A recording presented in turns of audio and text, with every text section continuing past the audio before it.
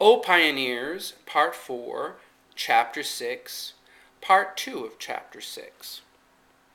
The confirmation service followed the Mass.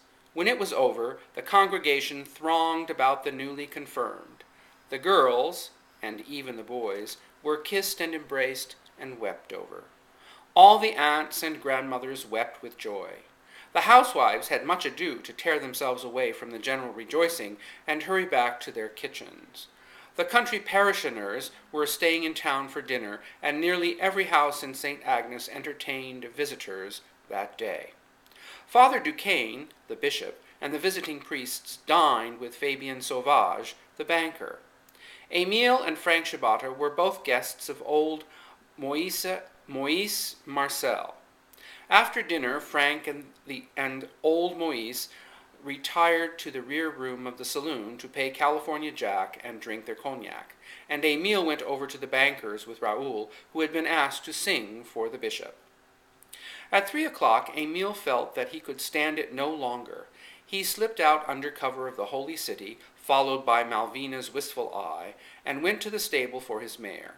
He was at that height of excitement from which everything is foreshortened, from which life seems short and simple, death very near, and the soul seems to soar like an eagle.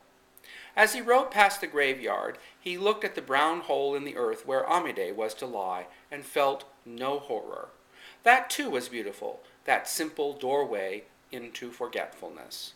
The heart, when it is too much alive, aches for that brown earth, and ecstasy has no fear of death.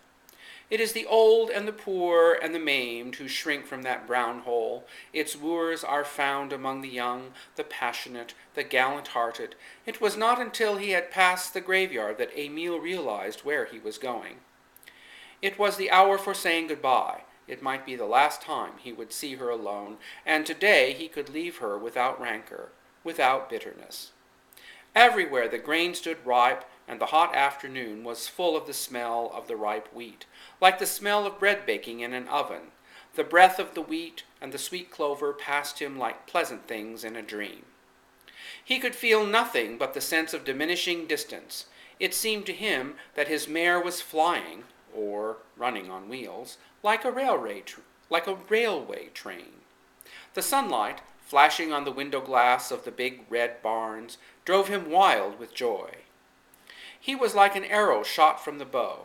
His life poured itself out along the road before him as he rode to the Ciabatta farm. When Émile alighted at the Ciabatta's gate, his horse was in a lather. He tied her in the stable and hurried to the house. It was empty. She might be at Mrs. Hiller's or with Alexandra, but anything that reminded him of her would be enough. The orchard, the mulberry tree. When he reached the orchard, the sun was hanging low over the wheat field. Long fingers of light reached through the apple branches as through a net. The orchard was riddled and shot with gold. Light was the reality. The trees were merely interferences that reflected and refracted the light.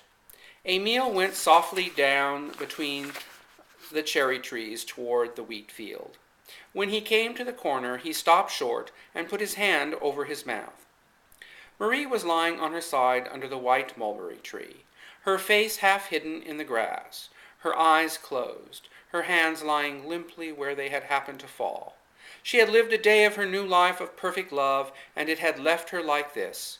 Her breast rose and fell faintly, as if she were asleep. Émile threw himself down beside her and took her in his arms.